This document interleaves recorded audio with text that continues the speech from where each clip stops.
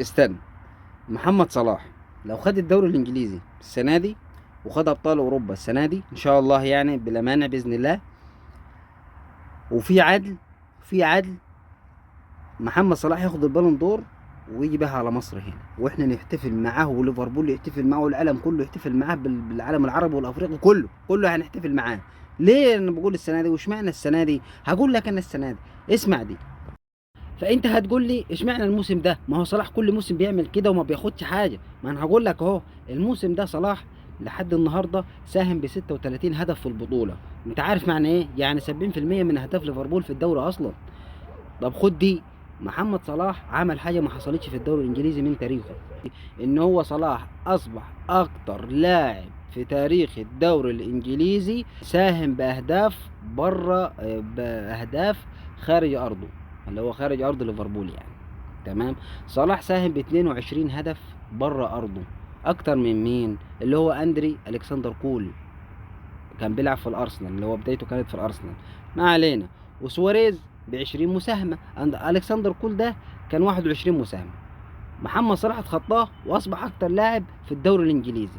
استنى يا عم، اصبر اصبر، ده في بلاوي، اصبر والله.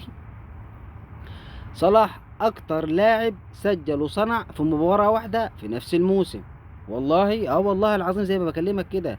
صلاح في 9 مباريات، في 9 مباريات الموسم ده سجل هدف واكتر وصنع هدف واكتر في نفس المباراة، وتخطى رقم صلاح نفسه.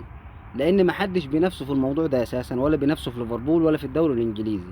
يعني مش واقف بيسجل اهداف وخلاص، لا، مستني ايه؟ مستني من المقشر؟ مش مستني المقشر، ده هو اللي بيقشر. هو اللي بيقشر، وهو اللي بيحدد، وهو اللي بيصنع، وهو اللي بيحدد اللي هيهدف كمان، ويسجل الهدف بالاسيستات بتاعته. محمد صلاح بيخلي زملائه يفرحوا ويسجلوا زي ما هو بيسجل. محمد صلاح ما بيزعلش حد.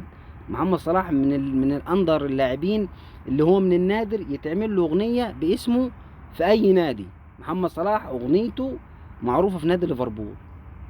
ولو دخلت على اليوتيوب، دخلت على أي موقع وبحثت على قناة على أغنية محمد صلاح، هتلاقيها. فربنا يحرم، ربنا يحميه ان شاء الله، وربنا يكرمه بالدوري الانجليزي ودوري ابطال اوروبا. ولو في عدل زي ما انا قلت في الاول مره، لو في عدل ان شاء الله ياخد البالون دور ويروح بيها، بلا فينيسيوس، بلا ريال مدريد، بلا بتاع.